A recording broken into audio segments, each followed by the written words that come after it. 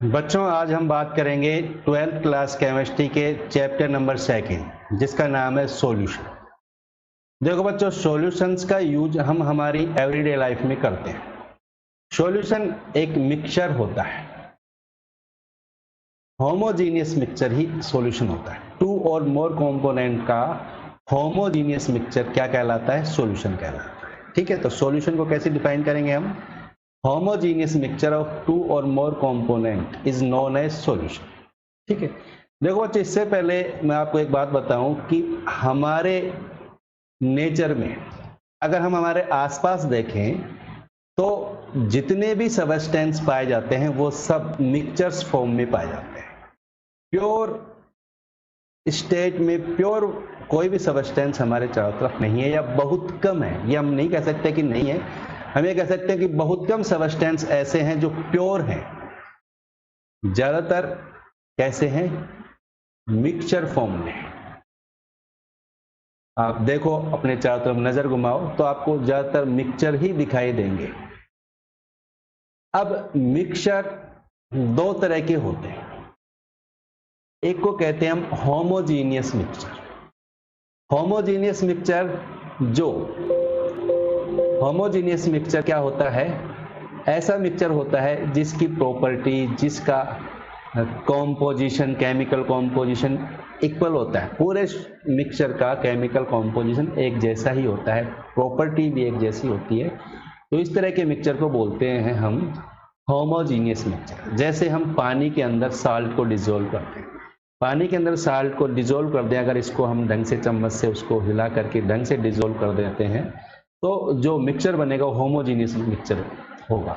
उस मिक्सचर को हम बाहर से देखें, पानी में हम साल्ट डिसॉल्व कर दिया, अब उसको हम देखें तो हमें केवल पानी दिखाई देगा, उसमें साल्ट दिखाई नहीं देगा। उसको हम चखेंगे, उसको टेस्ट करेंगे तो हमें पता लगेगा कि उसके अंदर साल्ट है। तो इस तरह का जो मिक्सचर है वो होमोजीनियस मिक्सचर है। होमोजीनियस मिक्सचर की सभी प्रॉपर्टीज, उसका पूरा केमिकल कॉम्पोजिशन पूरे मिक्सचर का एक जैसा ही होता है। जैसे पानी के अंदर साल्ट डिसॉल्व कर दिया, हमने चम्मच से ढंग से ला दिया, उसको पिएंगे तो पूरा पानी एक जैसा ही टेस्ट आएगा उसके अंदर, वो होमोजीनियस मिक्सचर होता है। हेटेरोजीनियस मिक्सचर ऐसा मिक्सचर होता है जिसके सभी प्रॉपर्टीज, उसका जो केमिकल कॉम्पोजिशन है वो इक्वल नहीं होता है। वो डिफरेंट टाइप्स में उसका जो केमिकल कॉम्पोजिशन है वो भी डिफरेंट होता है। जैसे मिक्सचर नमकीन होती है, जैसे ड्राई फ्रूट का मिक्सचर है, इसमें सभी अलग अलग हैं। इसमें हम किसी भी एक ड्राई फ्रूट को, बादाम को खाएं, काजू को खाएं, पिस्ता को खाएं तो सबका अलग अलग टेस्ट आता है, सब अलग अलग है, बिल्कुल इनका केमिकल कॉम्पोजिशन सेम नहीं है। तो इस तरह का मिक्सचर समझ में आ गया। हेटेरोजेनियस मिक्सचर क्या होता है? सब अलग अलग दिखाई देते हैं, वो हेटेरोजेनियस मिक्सचर है। और जब दो कंपोनेंट या तीन कंपोनेंट को जब डिसॉल्व कर दे तो पूरा एक ही हो जाए, हमें पता ही नहीं लगे कि इसमें कौन डिसॉल्व है, तो वो हो जाएगा होमोजीनियस मिक्सचर। और सॉल्यूशन कैसा मिक्सचर है? सॉल्यूशन एक होमोजीनियस मिक्सचर होता है।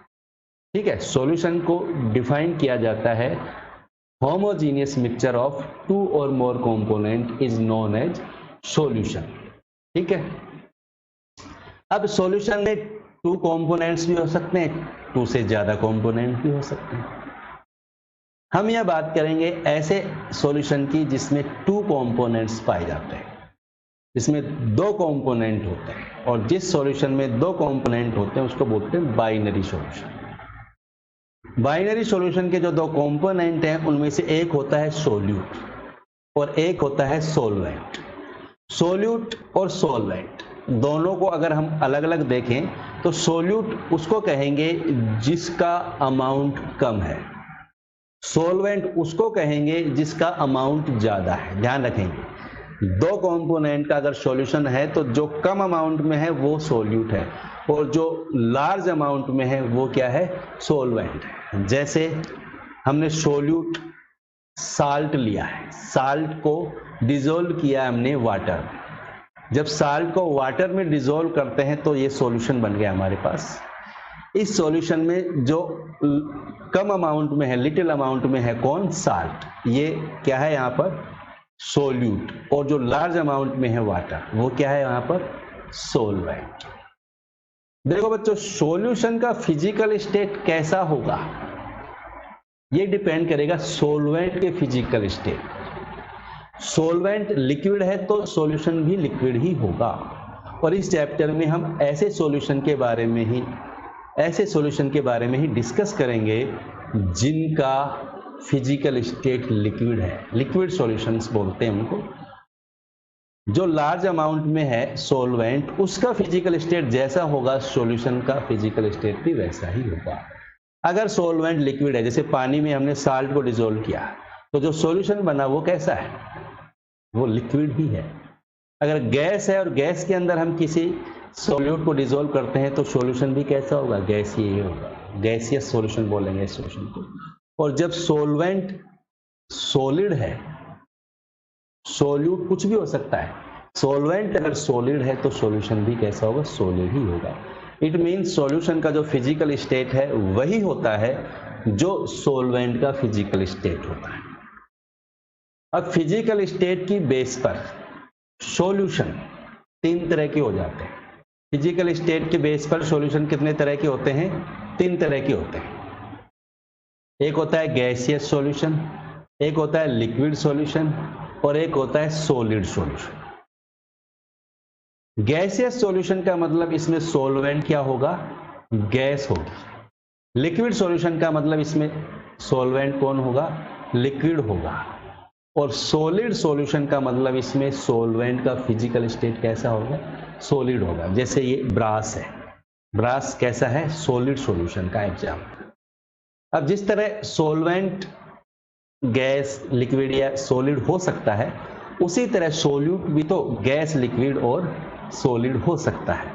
जब सॉल्यूट की फिजिकल स्टेट भी चेंज कर दी जाए, सॉल्यूट का फिजिकल स्टेट भी बदल दिया जाए, तो सॉल्यूशन टोटल 9 टाइप्स के हो जाते हैं। सॉल्वेंट की फिजिकल स्टेट और सॉल्यूशन की सॉल्यूट की फिजिकल स्टेट, दोनों की फिजिकल स्टेट अलग अलग है। सॉल्यूट और सॉल्वेंट दोनों की फिजिकल स्टेट अलग अलग है, तो 9 टाइप्स के सॉल्यूशन आ जाएंगे। आपकी स्क्रीन पर 9 टाइप्स के सॉल्यूशन आपको दिखाई दे रहे हैं, ठीक है। इसमें देखो गैसियस सॉल्यूशन का मतलब हम समझ गए, पहला सॉल्यूशन है गैसियस सॉल्यूशन। अब गैसियस सॉल्यूशन के भी 3 टाइप होते हैं। एक जिसमें सोल्यूट कौन है? गैस। एक जिसमें सोल्यूट कौन है? लिक्विड। एक जिसमें सोल्यूट कौन है? सॉलिड, ठीक है। जबकि सॉल्वेंट तीनों में कौन है? गैस है। गैसियस सॉल्यूशन के 3 टाइप हो गए। जैसे गैस में गैस का मिक्सचर, जैसे नाइट्रोजन के अंदर ऑक्सीजन का मिक्सचर। गैस में लिक्विड, जैसे नाइट्रोजन गैस में क्लोरोफॉर्म। सॉलिड गैस के अंदर, गैस में सॉलिड, जैसे कैम्फर होता है, कैम्फर का नाइट्रोजन गैस में मिक्सचर, ठीक है। इसी तरह लिक्विड सॉल्यूशन, लिक्विड सॉल्यूशन का मतलब यहाँ सॉल्वेंट कौन है? लिक्विड है। अब सॉल्यूट गैस भी हो सकता है, सॉल्यूट लिक्विड भी हो सकता है, सॉल्यूट सॉलिड भी हो सकता है। इस तरह लिक्विड सॉल्यूशन के भी 3 टाइप्स हो जाए, ठीक है। लिक्विड अगर सॉल्वेंट है और गैस अगर सॉल्यूट है, तो जैसे ऑक्सीजन वाटर में डिसॉल्व रहती है, जो वाटर होता है उसके अंदर ऑक्सीजन डिसॉल्व रहती है, और वाटर में ऑक्सीजन डिसॉल्व रहती है। इसी ऑक्सीजन को यूज में लेते हैं पानी में रहने वाले जो जीव होते हैं, पानी में रहने वाले जो एनिमल्स होते हैं, जैसे फिश है या और दूसरे एनिमल्स जो भी हैं, ये पानी में डिसॉल्व ऑक्सीजन को ही यूज में लेते हैं।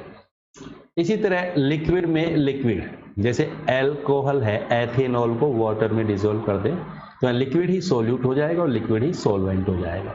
इसी तरह सॉलिड अगर सॉल्यूट है, जैसे सॉल्ट को हम वाटर में डिसॉल्व करें या ग्लूकोज को वाटर में डिसॉल्व करें या शुगर को वाटर में डिसॉल्व करें, तो इस तरह के एग्जाम्पल हो जाते हैं। थर्ड है सॉलिड सॉल्यूशन। सॉलिड सॉल्यूशन का मतलब यहाँ सॉल्वेंट कौन होगा? सॉलिड होगा। और सॉल्यूट गैस भी हो सकता है, सॉल्यूट लिक्विड भी हो सकता है और सॉल्यूट सॉलिड भी हो सकता है।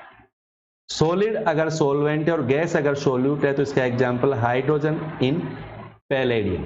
हाइड्रोजन गैस जो है, पैलेडियम जो मेटल होता है, उसकी सरफेस पर हाइड्रोजन गैस एब्जॉर्ब हो जाती है, यानी एक तरह से हाइड्रोजन गैस का मिक्सचर बन जाता है, सॉल्यूशन बन जाता है। लिक्विड, सॉलिड में लिक्विड का एग्जांपल जैसे मरकरी। मरकरी कौन सी स्टेट में होता है? लिक्विड स्टेट में होता है। मरकरी को सोडियम के अंदर डिसॉल्व कर दें तो ये इस तरह का सॉल्यूशन बन जाएगा। इस तरह सॉलिड के अंदर सॉलिड के एग्जांपल होते हैं अलॉय। एक मेटल का दूसरे मेटल जो मिक्सचर बनता है वो इस तरह का एग्जाम्पल, जैसे ब्रास इसी तरह का एग्जाम्पल है। कॉपर में गोल्ड को डिसॉल्व कर दें, कॉपर और गोल्ड, तो वो भी इसी तरह के एग्जाम्पल हैं। जैसे हम ज्वेलरी बनाते हैं तो ज्वेलरी में 100% गोल्ड नहीं होता है, उसमें दूसरे मेटल जैसे कॉपर भी होता है ना। तो ये इस तरह के एग्जाम्पल होते हैं। ठीक है बच्चों, तो टोटल 9 टाइप्स के सॉल्यूशन हो गए, सॉल्यूशन और सोल्यूट। 9 टाइप्स के सॉल्यूशन किसके बेस पर हो गई है? सोल्यूट और सॉल्वेंट की फिजिकल स्टेट के बेस पर। अब कंसंट्रेशन की बात करें। कंसंट्रेशन क्या है? कंसंट्रेशन, इससे हमें सॉल्यूशन के कॉम्पोजिशन का पता चलता है। सॉल्यूशन का जो कॉम्पोजिशन है वो कैसा है, इसका पता उसकी कॉन्सेंट्रेशन से चलता है। कॉन्सेंट्रेशन ऑफ सॉल्यूशन 2 तरह की होती है, एक तो क्वालिटेटिवली कॉन्सेंट्रेशन होती है और एक क्वांटिटेटिवली कॉन्सेंट्रेशन होती है। क्वालिटेटिवली कॉन्सेंट्रेशन 2 तरह की होती है, इसके बेस पे हम सॉल्यूशन को 2 टाइप के सॉल्यूशन बनाते हैं। एक तो होता है डाइल्यूट सॉल्यूशन और एक होता है कंसंट्रेट सॉल्यूशन। ठीक है, डाइल्यूट सॉल्यूशन का मतलब जिसमें सोल्यूट लिटिल बिट अमाउंट में होता है, a little bit of solute. जैसे हमने ए लिटिल बिट साल्ट को डिसॉल्व किया किसमें? वाटर में, तो ये सॉल्यूशन बन गया। तो ये कौन सॉल्यूशन बन गया? ये बन गया डाइल्यूट सॉल्यूशन। अगर ज्यादा अमाउंट में साल्ट को हम डिसॉल्व करते हैं वाटर में, तो इस तरह का सॉल्यूशन कहलाता है कंसंट्रेट सॉल्यूशन। ठीक है, जिसमें सोल्यूट ज्यादा अमाउंट में है वो कंसंट्रेटेड सॉल्यूशन होता है, और जिसमें solute a little bit amount में होता है, कम अमाउंट में होता है, उसको कहते हैं हम डाइल्यूट सॉल्यूशन। ठीक है, लेकिन क्वालिटेटिवली कंसंट्रेशन जो है, इससे थोड़ा कंफ्यूजन क्रिएट होता है, कौन सॉल्यूशन डाइल्यूट है कौन कंसंट्रेट है, इसका हमें पता नहीं चल पाता है। इसलिए हम जो क्वांटिटेटिव कॉन्सेंट्रेशन होती है सॉल्यूशन की, उसका यूज करते हैं। क्वांटिटेटिवली जो कॉन्सेंट्रेशन है उसको अलग अलग तरह से एक्सप्रेस किया जाता है। यहां हम बात कर रहे हैं सबसे पहले मास परसेंट ऑफ कंपोनेंट। परसेंट की बात करते हैं हम। यहाँ परसेंट, देखो यहाँ परसेंट का यूज कर रहे हैं अपन, परसेंटेज का यूज कर रहे हैं। या परसेंटेज कंपोनेंट का कितना परसेंटेज है सॉल्यूशन के अंदर, कोई भी कंपोनेंट जिनसे सॉल्यूशन बना हुआ है वो कितने परसेंटेज अमाउंट है उसका, तो परसेंटेज में पता लगाते हैं। परसेंटेज का मतलब हम यहाँ सॉल्यूशन को 100 मान के चलते हैं। जब भी परसेंटेज की बात होगी, सॉल्यूशन का जो अमाउंट है वो 100 होगा। अगर मास है तो सॉल्यूशन का मास 100 होगा, अगर वॉल्यूम है तो सॉल्यूशन का वॉल्यूम 100 होगा। ठीक है, अब उसमें दूसरे कंपोनेंट का क्या परसेंटेज है, जैसे मास परसेंटेज है यहाँ पर, मास परसेंट ऑफ कंपोनेंट। तो मास परसेंट ऑफ कंपोनेंट को हम सबसे पहले तो हमें पता होना चाहिए, इसको W/W से डिनोट करते हैं। और जिसका भी मास परसेंट पता लगाएंगे उसका मास ले लेंगे, मास ऑफ ए कंपोनेंट। जिस भी कंपोनेंट का हमें मास परसेंट पता लगाना है, उस कंपोनेंट का mass upon mass of solution, solution का जो मास है वो इनटू 100। ठीक है, इस तरह हम W/W, परसेंट W/W यानी मास परसेंट ऑफ कंपोनेंट को पता लगाते हैं। मास ऑफ कंपोनेंट W मान लेते हैं, W1 है। मान लीजिए 2 कंपोनेंट है A एंड B, तो A का मास WA, दूसरा कंपोनेंट है B, तो सॉल्यूशन का जो टोटल मास हो जाएगा दोनों कंपोनेंट के मास का क्या होगा, सम इनटू 100। ठीक है, इस तरह हम पता लगाएंगे। जिस भी कंपोनेंट का मास परसेंट पता लगाएंगे, जैसे A का परसेंट पता लगाएंगे तो WA/WA प्लस WB। अगर B का मास परसेंट पता लगाएंगे तो WB को ऊपर ले लेंगे, WB/WA प्लस WB। समझ में आ गई बात? अगर A सॉल्वेंट है तो ये सॉल्वेंट का मास परसेंट हो जाएगा, और A सोल्यूट है तो ये सोल्यूट का मास परसेंट हो जाएगा।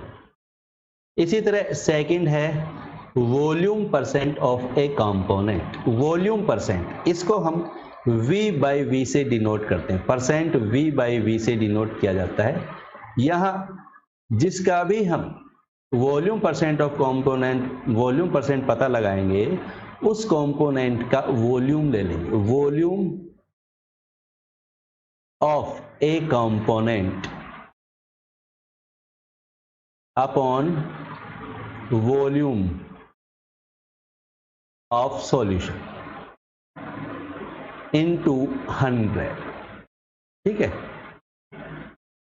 अगर हमारे पास दो कंपोनेंट का सॉल्यूशन है जिसमें एक कंपोनेंट है ए का वॉल्यूम है VA, दूसरा कंपोनेंट है B, उसका वॉल्यूम है VB, तो VA upon VA plus VB into 100, इस तरह उसका हम पता लगा लेंगे वॉल्यूम परसेंट। ए का वॉल्यूम परसेंट पता लगाएंगे तो ए का volume upon VA plus VB। अगर B का वॉल्यूम परसेंट पता लगाना है तो B का वॉल्यूम ऊपर ले लेंगे, VB upon VA plus VB into 100। ठीक है, जिसका भी वॉल्यूम परसेंट पता लगाएंगे उसको हम यहाँ रखेंगे। इसके बाद में थर्ड है mass volume percent. Mass volume percent को परसेंट W/V से रिप्रेजेंट किया जाता है, परसेंट W/V से रिप्रेजेंट किया जाता है। और इससे हमें पता चल रहा है यहाँ मास, जिस भी कंपोनेंट का मास वॉल्यूम परसेंट पता लगाएंगे उसका मास लेंगे, mass of component upon volume of solution. वो सॉल्यूशन का क्या लेंगे हम, वॉल्यूम इनटू 100। ठीक है, अब ये जो हमने लिखा है फॉर्मूला सबका, यहाँ जो कंपोनेंट है, नॉर्मली यहाँ कंपोनेंट कौन होता है, सोल्यूट होता है। नॉर्मली यहाँ सोल्यूट का ही परसेंट पता लगाया जाता है, मास परसेंट पता लगाएंगे तो सोल्यूट का परसेंट पता लगाएंगे। यहाँ कंपोनेंट कौन क्या लेते हैं अपन, नॉर्मली सोल्यूट लेते हैं, बाकी कोई सा भी ले सकते हैं। इसी तरह यहाँ पर अब देखो W/W, V/V, परसेंट V/V या परसेंट W/V, इससे अलग अलग तरह से अलग अलग प्रकार के सॉल्यूशंस के जो कंसंट्रेशन है उसको डिस्क्राइब किया जाता है, उसको एक्सप्रेस किया जाता है। जैसे 35% V/V solution of ethylene glycol, of ethylene glycol. ठीक है, 35% V/V solution of ethylene glycol. इस सॉल्यूशन का यूज करते हैं एंटी फ्रीज का काम करता है। एंटी फ्रीज क्या होता है, एंटी फ्रीज का मतलब क्या है कि जहां बर्फ ज्यादा गिरती है, जहां कोल्ड ज्यादा होता है, जहां ठंड ज्यादा होती है, वहां पर गाड़ी का जो इंजन होता है, ऑटोमोबाइल्स के जो इंजन होते हैं, उनको कूल रखने के लिए उनमें इस सॉल्यूशन को यूज में लिया जाता है। नॉर्मली क्या होता है, जो गाड़ियों के इंजन है उनको कूल करने के लिए, उनको ठंडा रखने के लिए उनमें पानी का यूज किया जाता है, वाटर का यूज किया जाता है। लेकिन जहां बर्फ ज्यादा गिर रही है, जहां टेम्परेचर 0 डिग्री से नीचे है, अगर वहां इंजन में हम पानी को यूज में लेंगे कूल करने के लिए उसको, तो पानी तो उसमें जम जाएगा, पानी तो बर्फ में बदल जाएगा। तो वहां किसका यूज करते हैं, इस एंटी फ्रीज सॉल्यूशन का यूज करते हैं। ये एंटी फ्रीज सॉल्यूशन ऑटोमोबाइल के जो इंजन है उसमें ये जमेगा नहीं और उसको कूल कराएगा। ठीक है, तो 35% V/V solution of ethylene glycol को यूज में लेते हैं। इसी तरह जब मास परसेंट जो वॉल्यूम है, मास परसेंट वॉल्यूम का यूज किया जाता है मेडिसिन के लिए। जो मेडिसिन होती है, मेडिसिन की जो कंसंट्रेशन है उसको मास वॉल्यूम परसेंट में एक्सप्रेस किया जाता है, मेडिसिन की जो कंसंट्रेशन है उसको। ये ध्यान रखेंगे, समझ में आ गई बात। अब देखो इसको हमें, जैसे हमारे पास लिखा हुआ है, मान लीजिए 20% solution of glucose, 20% solution of glucose। ठीक है, ग्लूकोज का 20% सॉल्यूशन है, ये W/W सॉल्यूशन है। ग्लूकोज का 20% W/W सॉल्यूशन है। इसका मतलब क्या समझेंगे, 20% W/W ग्लूकोज यहाँ O12 आएगा ना, ग्लूकोज है ना यहाँ पर, C6H12O6 ग्लूकोज का फॉर्मूला C6H12O6, ठीक है। ये है ग्लूकोज। 20% ग्लूकोज का W/W सॉल्यूशन, 20% सॉल्यूशन है ग्लूकोज का। इस सॉल्यूशन का यहाँ 20% W/W से क्या मतलब समझेंगे? इसका मतलब क्या हुआ? इसका मतलब यह हुआ कि ग्लूकोज तो कितना है 20, ग्लूकोज का मास कितना है 20, अगर ग्राम में है तो 20 ग्राम, और सॉल्यूशन का मास कितना होगा? फिर सॉल्यूशन होगा 100 ग्राम। सॉल्यूशन कितना होगा? 100। जब भी परसेंट की बात आएगी सॉल्यूशन 100 मान के चलेंगे, ठीक है। जो ये नंबर है यहाँ पर, ये किसको रिप्रेजेंट करेगा? ग्लूकोज है तो ग्लूकोज का जो भी कंपोनेंट है उसके अमाउंट को बताएगा ये, ठीक है। जो भी कंपोनेंट है उसका अमाउंट बताता है। मान लीजिए हमारे पास 10% V/V सॉल्यूशन है एल्कोहल का, 10% V/V सॉल्यूशन है किसका? एल्कोहल का। इट मीन्स, इसका मतलब क्या हुआ? एल्कोहल का वॉल्यूम कितना है? C2H5OH का वॉल्यूम कितना है? तो वॉल्यूम ऑफ C2H5OH कितना है? 10। अगर मिलीलीटर में है तो 10 मिलीलीटर। तो सॉल्यूशन का वॉल्यूम कितना होगा? 100 ml, ठीक है। जब भी परसेंट की बात आएगी सॉल्यूशन का अमाउंट या सॉल्यूशन का मास या सॉल्यूशन का वॉल्यूम वो 100 होगा, ठीक है। अब नेक्स्ट कंसंट्रेशन है पार्ट्स पर मिलियन। पार्ट्स पर मिलियन, पार्ट्स पर मिलियन, इसको ppm, किससे? ppm से रिप्रेजेंट किया जाता है। ppm पार्ट्स पर मिलियन, नाम में आ रहा है देखो, पर मिलियन। पर मिलियन यानी किसी भी कंपोनेंट्स के पार्ट्स जो 1 मिलियन में प्रेजेंट हैं, 1 मिलियन में कंपोनेंट का कितने पार्ट्स प्रेजेंट हैं, उसी को क्या कहेंगे अपन? पार्ट्स पर मिलियन। मिलियन मतलब होता है 10⁶, 1 मिलियन। 1 मिलियन मीन्स 10⁶, और 1 लाख, 10⁶ का मतलब 10 लाख, ठीक है। तो यहाँ जो डाइल्यूट सॉल्यूशन है उनकी जो कंसंट्रेशन है उसको ppm से अपन डिस्क्राइब करते हैं। क्यों? क्योंकि यहाँ पर देखो 10⁶, यानी सॉल्यूशन बहुत ज़्यादा होता है। सॉल्यूशन बहुत ज़्यादा, इसका मतलब सॉल्वेंट बहुत ज़्यादा होता है। जिसका भी हम ppm सोल्यूट या सॉल्वेंट में जिसका पार्ट्स पर मिलियन पता लगाएंगे, उसके number of parts upon total number of parts of component of the solution into 10⁶, ठीक है। जैसे हमें सॉल्यूशन का पार्ट्स पर मिलियन पता लगाना है और मास है उसका, तो मास ऑफ सॉल्यूट, सॉल्यूट की बात करें अपन, total mass of solution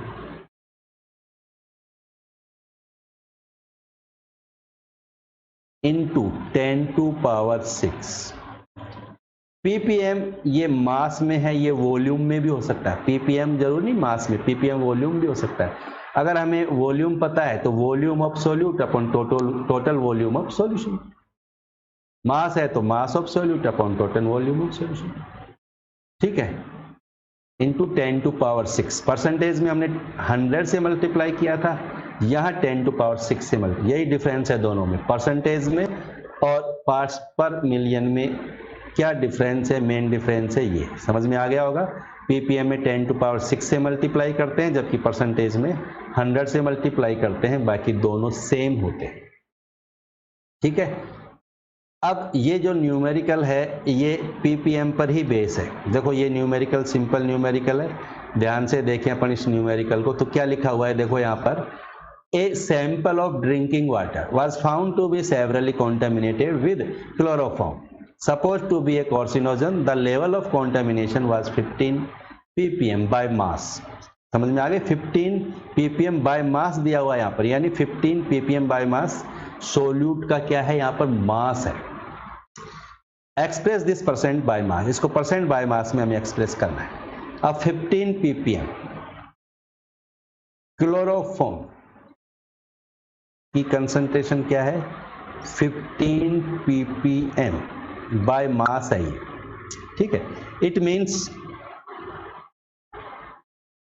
mass of chloroform, it means mass of chloroform, ये जो नंबर लिखा हुआ है ये क्लोरोफॉर्म का मास है, क्योंकि क्लोरोफॉर्म का ppm दिया हुआ है यहाँ पर, तो ये आ जाएगा 15, अगर ग्राम मिले तो 15 ग्राम। मास ऑफ सॉल्यूशन बताओ, ppm है तो सॉल्यूशन का मास क्या होगा, 10⁶, ठीक है, ग्राम। अब हम पता लगाएंगे इसको परसेंट बाय मास में एक्सप्रेस करेंगे। अब परसेंट बाय मास का फॉर्मूला क्या होता है, percent W/W is equal to mass of chloroform upon mass of solution into 100, ठीक है। अब mass of chloroform 15, mass of solution 10⁶ into 100, क्या हो जाएगा, 15 इंटू 10⁻⁻⁴, ये आ जाएगा परसेंट बाय मास, है ना। 15 इंटू 10⁻⁻⁴,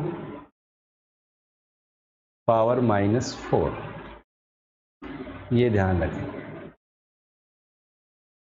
ये न्यूमेरिकल समझ में आ गया सबको, ठीक है। तो पार्ट्स पर मिलियन क्या होता है, और ये न्यूमेरिकल हमने कैसे सॉल्व किया, क्लियर हो गई बात। अब नेक्स्ट टॉपिक देखते हैं हम, मोल फ्रैक्शन। मोल फ्रैक्शन क्या होता है, देखो यहाँ मोल क्या आ रहा है, यहाँ पे मोल का यूज कर रहे हैं अपन, तो मोल का यूज कर रहे हैं तो मोल फ्रैक्शन क्या हो जाएगा, मोल, यानी यहाँ मोल का रोल है, मोल आ गया तो इसका मतलब यहाँ मोल का रोल है। और मोल क्या होता है पता है सबको, मोल कॉन्सेप्ट सबने 11th क्लास में पढ़ा है ना, मोल कॉन्सेप्ट। मोल कैसे पता लगाते हैं, सबसे पहले तो अपन मोल की बात करते हैं, मोल होता क्या है और मोल कैसे पता लगाते हैं। मोल नंबर, किसी का भी मोल नंबर पता लगाएं या नंबर ऑफ मोल पता लगाएंगे हम, तो मास इन ग्राम को डिवाइड करेंगे उसके मोलर मास, मास इन ग्राम को उसके मोलर मास से क्या कर दो, डिवाइड कर दो, तो आ जाएगा नंबर ऑफ मोल या मोल नंबर। ये हमें बहुत काम में आएगा। मोल नंबर कैसे पता लगाते हैं, किसी भी सबस्टेंस का मोल नंबर पता लगाना है तो उसका जो मास है ग्राम में, मास इन ग्राम अपॉन मोलर मास, ठीक है। अब मोल फ्रैक्शन, मोल फ्रैक्शन किसी भी कंपोनेंट का अगर हमें मोल फ्रैक्शन पता लगाना है तो उस कंपोनेंट के जो नंबर ऑफ मोल हैं उसको डिवाइड कर देंगे total number of component, total number of mole of components जो सॉल्यूशन में प्रेजेंट है, ठीक है। सॉल्यूशन में अगर दो कंपोनेंट है, if two components A and B, दो कंपोनेंट्स हैं A और B, are present in solution, ठीक है। हम सपोज करते हैं कि A का जो मोल नंबर है, मोल नंबर ऑफ A वो है Na, और mole number of B, mole number of B वो कितना है, Nb, ठीक है। तो मोल फ्रैक्शन पता लगाएं हम, मोल फ्रैक्शन ऑफ A, देखो जो मोल फ्रैक्शन को यहां हम काई से रिप्रेजेंट करते हैं, काई, ये x के जैसा ही अल्फाबेट है लेकिन इसको बोलते हैं काई, ठीक है। जैसे A का मोल फ्रैक्शन तो इसको लिखेंगे काई A इज इक्वल टू अब ए का मोल फ्रैक्शन पता लगाएंगे तो हमारे पास formula number of moles of the component upon total number of moles of the component. तो ए का मोल फ्रैक्शन पता लगाएंगे तो ए के नंबर ऑफ मोल क्या है Na, total number of mole of all the components, कितने कंपोनेंट है सॉल्यूशन में, दो ही हैं, ए और बी, तो दोनों का टोटल कर देंगे Na प्लस Nb। इस तरह हम ए का मोल फ्रैक्शन पता लगाएंगे। ठीक है, ए का क्या पता लगाया हमने, मोल फ्रैक्शन।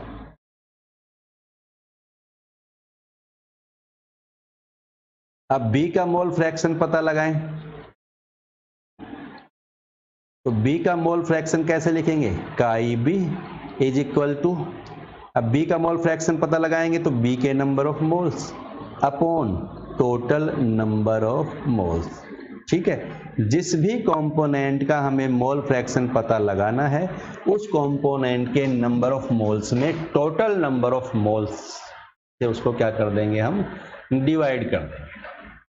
अब ये ध्यान रखेंगे कि सॉल्यूशन में जितने भी कंपोनेंट हैं उन सभी कंपोनेंट्स के मोल फ्रैक्शन अगर हमें पता है और उनका अगर हम सम करें, उनको हम ऐड करें, तो सबका जो सम है वो किसके इक्वल आएगा, वो 1 के इक्वल आएगा। सॉल्यूशन में जितने भी कंपोनेंट हैं उन सबके मोल फ्रैक्शंस का जो सम है वो 1 के इक्वल होता है, ये ध्यान रखेंगे।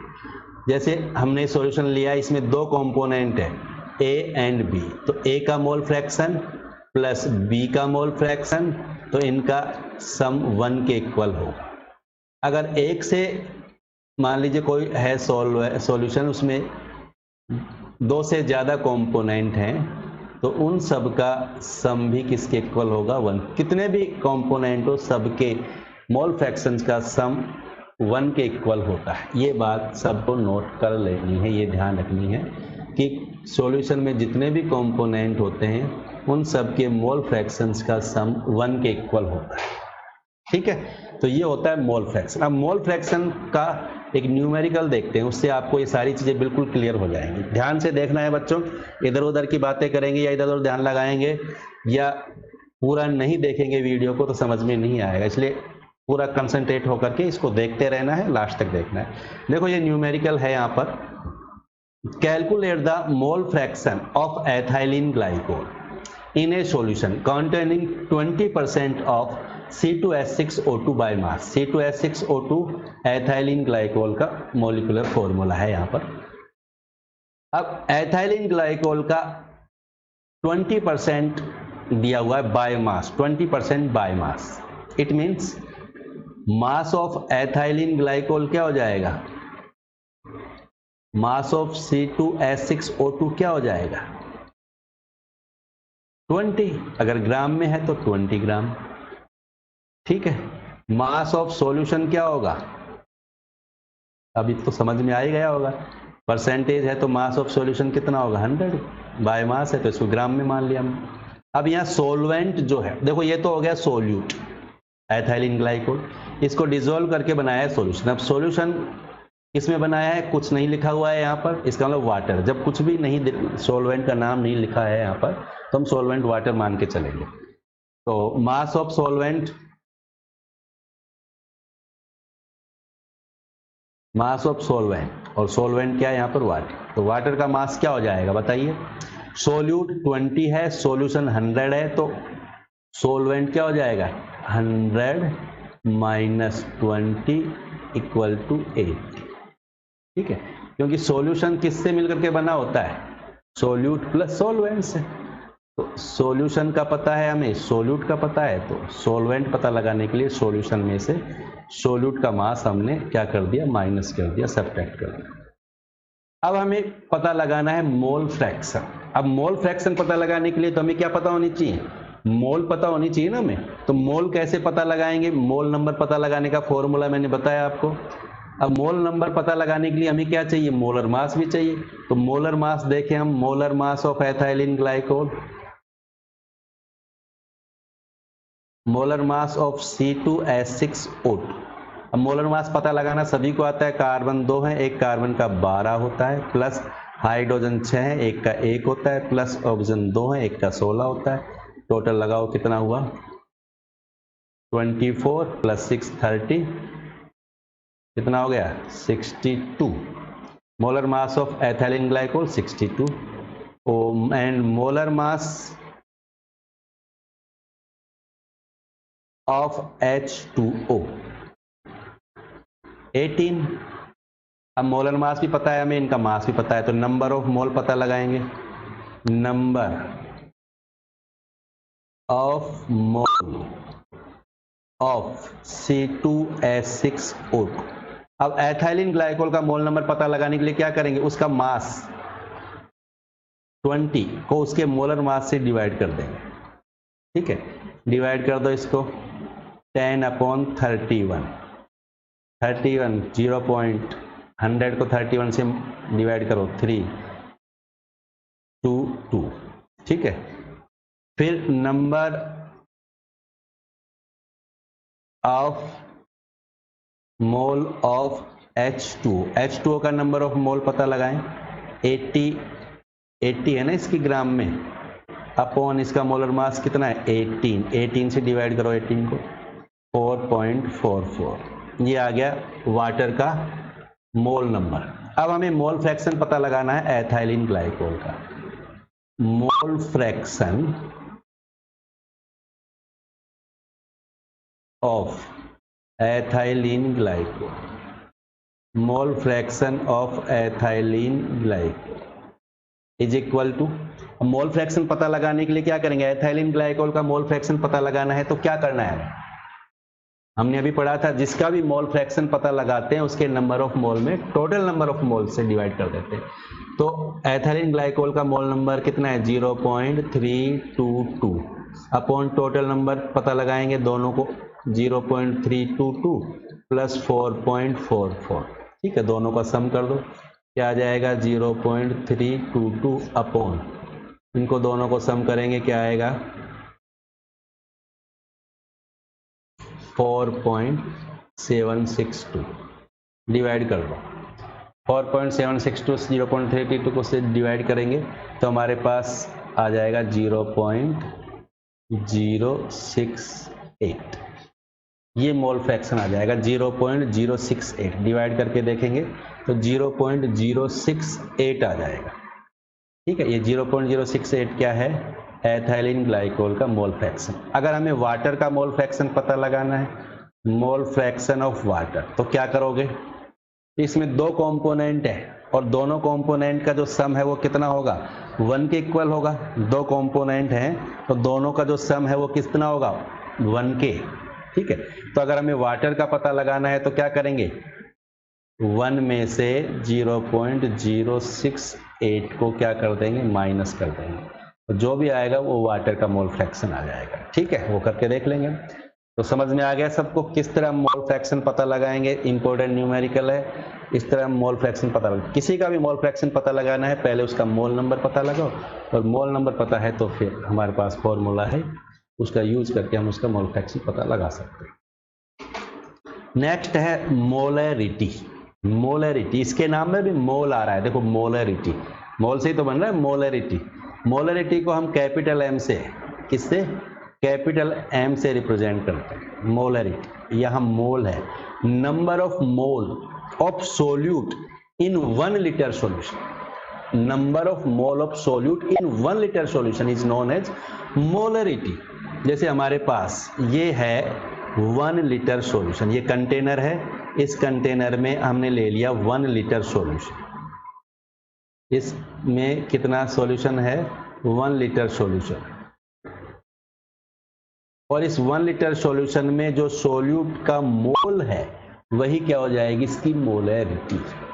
ये सॉल्यूशन है 1 लीटर. 1 लीटर सॉल्यूशन में सॉल्यूशन के सोल्यूट के जो भी मोल हैं, मोल ऑफ सोल्यूट,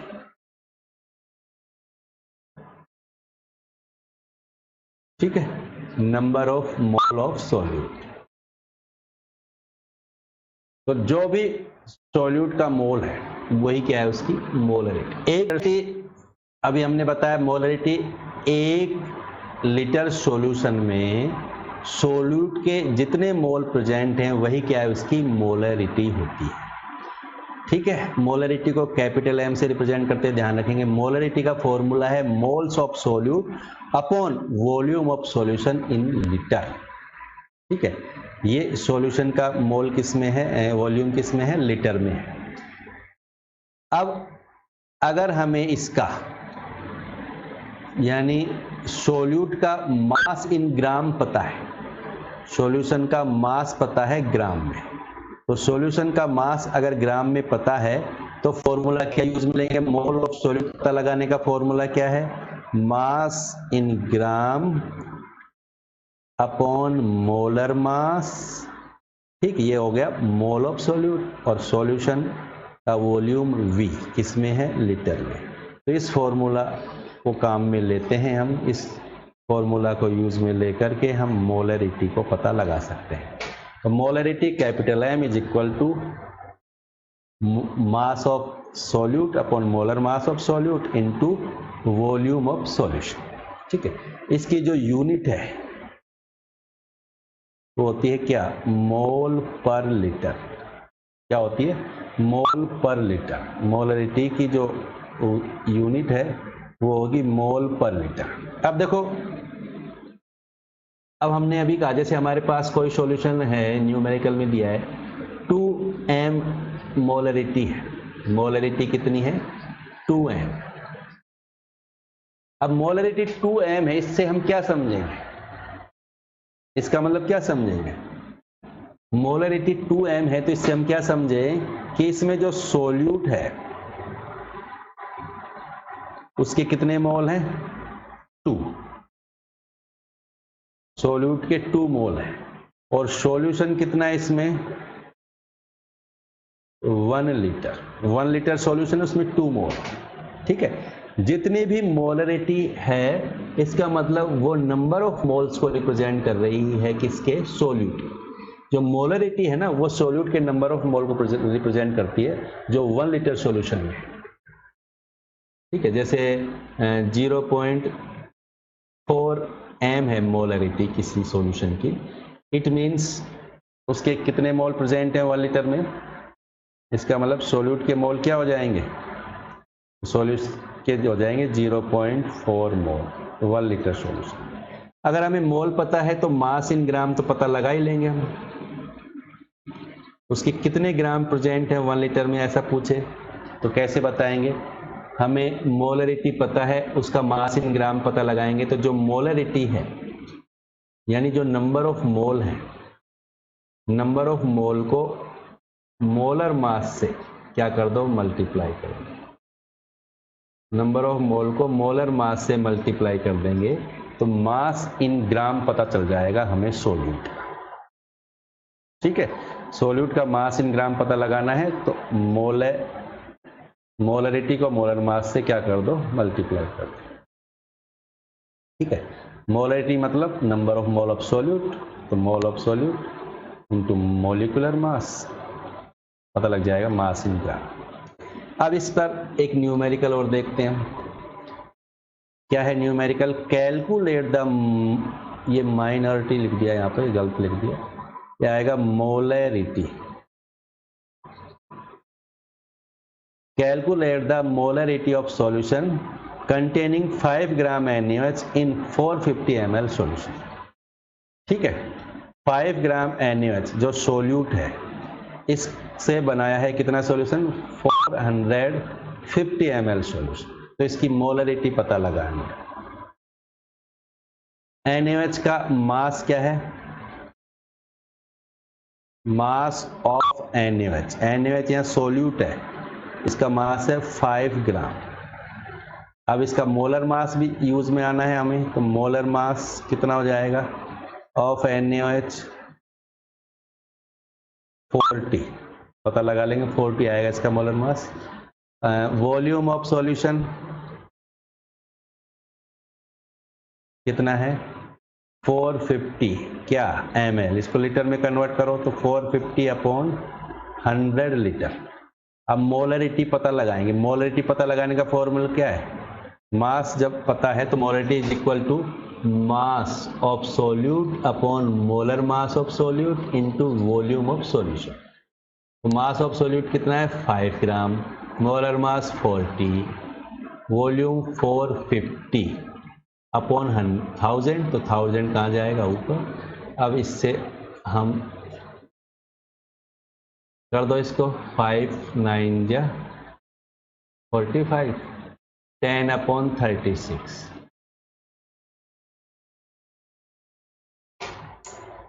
ठीक है 10 अपॉन 36 आ गया, 0.100 बनाएंगे, 36 2 जा 72, 36 2 जा 72, ठीक है 28, फिर इसको मल्टीप्लाई करेंगे 0.27 के इक्वल आ जाएगा, इससे डिवाइड करेंगे तो देखो इसको पता लगाएंगे 0.278, ठीक है ये आ जाएगी मोलरिटी, NaOH की मोलरिटी आ जाएगी 0.27। समझ में आ गया सबको। अब नेक्स्ट न्यूमेरिकल देखो, calculate the molarity of 30 ml ऑफ 0.5 m H2SO4 diluted to 500 ml। यहाँ देखो 30 ml ऑफ 0.5 m H2SO4 उसको डाइल्यूट कर दिया 500 ml तक। एक सॉल्यूशन है किसका, H2SO4 का, ये H2SO4 का सॉल्यूशन जो कितना है 30 ml है और इसकी मोलरिटी है कितनी 0.5 है, वॉल्यूम 30 ml है, मोलरिटी। अब इस सॉल्यूशन को क्या कर दिया, इसको डाइल्यूट कर दिया, इसमें पानी मिला दिया। जब इसको पानी मिला देंगे, इसमें और पानी मिला देंगे इस सॉल्यूशन में, और इसका पानी मिलाकर इसका वॉल्यूम बढ़ा करके कितना कर दिया 500 ml इसका वॉल्यूम कर दिया, ठीक है इसको V2 से रिप्रेजेंट कर रहे हैं। तो इसकी मोलरिटी क्या होगी, क्योंकि हम ये सॉल्यूशन वही है, इसमें पानी मिला दिया तो इसका वॉल्यूम बढ़ गया, वॉल्यूम बढ़ गया तो इसकी मोलरिटी चेंज होगी। अब मोलरिटी क्या होगी, इसके लिए हम इस इक्वेशन को यूज में लेंगे, इसको बोलते हैं मोलरिटी इक्वेशन।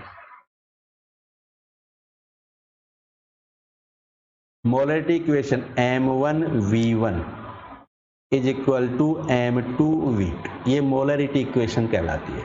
अब यहाँ M1 की वैल्यू क्या है 0.5 इंटू V1 कितना है 30 इज इक्वल टू M2 पता लगाना है हमें, और V2 क्या है 500 ml, ठीक। तो M2 is equal to 0.5 into 30 upon 500, ठीक है पता लगाएंगे, ये पॉइंट हटाओ, यहाँ 10 क्या आ गया 15 अपॉन 15 अपॉन क्या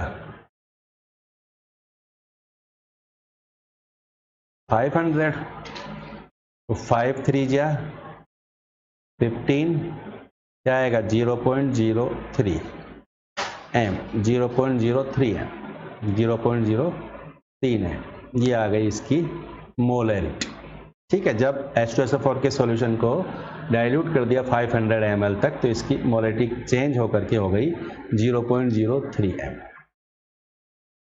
समझ गए। अब नेक्स्ट टॉपिक है मोलैलिटी। मोलैलिटी को स्मॉल m से रिप्रेजेंट किया जाता है, स्मॉल m, मोलैलिटी। देखो यहाँ पर भी मोल का ही रोल है, मोलैलिटी में भी मोल का ही रोल है, मोलैरिटी में भी मोल का ही रोल था, यहाँ पर भी मोल का ही रोल है। मोलैलिटी क्या है, number of moles of solute, number of moles of solute in 1000 gram of solvent. 1000 ग्राम क्या है सोल्वेंट, उसमें सोल्यूट के कितने मोल प्रेजेंट हैं वही क्या है उसकी मोलैलिटी। मान लीजिए हमारे पास वाटर है, ये इसमें एक कंटेनर लिया, इस कंटेनर में हमने वाटर ले लिया कितना 1000 ग्राम, मीन्स 1 किलोग्राम। 1 किलोग्राम इसमें वाटर है, वाटर क्या है यहाँ पर सोल्वेंट, ठीक है। इसमें हमने किसी भी सोल्यूट के मान लीजिए 2 मोल डिसॉल्व कर दिए, इसका मतलब इसकी मोलैलिटी क्या हो गई, क्या हो गई इसकी मोलैलिटी 2, ठीक है। हमने क्या कहा अभी डिफाइन क्या है, मोलैलिटी को डिफाइन करें तो क्या है number of mole of solute present in 1000 ग्राम और 1 kilogram of solvent. 1 kilogram solvent में सोल्यूट के जो नंबर ऑफ मोल प्रेजेंट है वही क्या है, उसकी मोलैलिटी। अगर मान लीजिए किसी सॉल्यूशन की मोलैलिटी 0.2 है, इसका मतलब तुरंत समझ जाएंगे कि यहाँ सोल्यूट का जो मोल है, सोल्यूट के जो मोल हैं वो कितने हैं, 0.2। तो सोल्वेंट कितना है, सोल्वेंट कितना है 1000 का, या सोल्वेंट है 1000 का, ठीक है। अब इसको हम मोलैलिटी को पता लगाएं तो molality is equal to number of moles of solute, number of moles of solute upon mass of solvent, और मास किस में लेंगे, किलोग्राम, ठीक है। अगर हमें नंबर ऑफ मोल्स की जगह ग्राम में मास पता है, मास इन ग्राम, तो mass in gram of solute upon molar mass of solute into mass of solvent, और ये किस में होगा, किलोग्राम में। अगर ग्राम में है ये मास तो अब हम इसको किलोग्राम में चेंज करने के लिए 1000 से मल्टीप्लाई कर देंगे, ठीक है। तो मोलैलिटी इक्वल हो जाएगी W2 mass of solute M2 molar mass of solute into W1 mass of solvent in gram, gram में है तो ऊपर 1000 से मल्टीप्लाई। ये फॉर्मूला हमें याद रखना है, ठीक है। Molality is equal to W2 upon M2 into W1 और 1000 से मल्टीप्लाई करें। यूनिट क्या होगी मोलैलिटी की, यूनिट क्या होगी, मोल पर किलोग्राम, क्या होगी, मोल पर किलोग्राम, ठीक है, ये ध्यान रखेंगे। अब इसका एक न्यूमेरिकल देखते हैं। Calculate molality of 2.5 gram of ethanoic acid in 75 gram benzene. 75 gram benzene है, यानी सोलवेंट है यहाँ पर बेंजीन, उसमें 2.5 ग्राम एथेनोइक एसिड को डिसोल्व किया है, तो ऐसे सॉल्यूशन की मोलैलिटी क्या हो। ऐसे सॉल्यूशन की मोलैलिटी पता लगा देंगे बिल्कुल।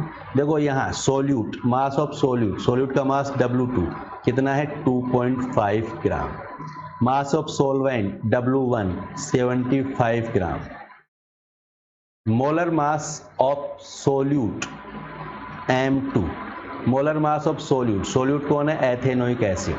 एथेनोइक एसिड का फॉर्मूला क्या होता है, CH3COOH। इसका मोलर मास पता लगाएं, कार्बन 2 है तो 12 गुना 2 प्लस ऑक्सीजन भी 2 है 16 गुना 2 प्लस 4 हाइड्रोजन है 4 1 गुना 1, कितनी हो गई 60, ठीक है, समझ में आ गई ना बात। तो यहाँ क्या आ गया 60। अब हमारे पास मोलैलिटी पता लगाने का फॉर्मूला क्या है, W2 upon M2 into W1, अगर ग्राम में है तो ऊपर 1000 से मल्टीप्लाई कर देंगे। M इज इक्वल टू क्या हो जाएगा, W2 कितना है 2.5 अपॉन मोलर मास 60 इंटू 75 इंटू 1000, ठीक है।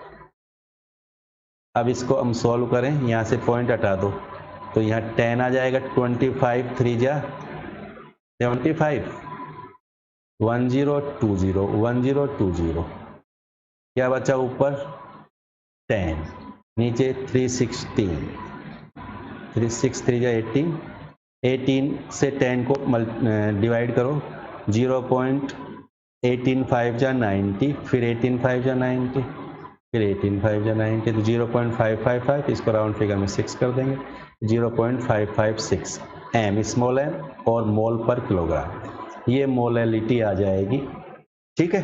समझ में आ गया, किसी की भी मोलैलिटी को हम इस तरह पता लगा सकते हैं, ठीक है बच्चों। तो आज के इस लेक्चर में हमने सॉल्यूशन क्या होता है और सॉल्यूशन की कंसंट्रेशन को किस तरह डिस्क्राइब किया जाता है, इन सभी बातों को डिस्कस किया है। अब नेक्स्ट वीडियो में हम बात करेंगे सोल्यूबिलिटी की, गैस की सोल्यूबिलिटी, हेनरी लॉ, है ना, ये सारी बातें करेंगे।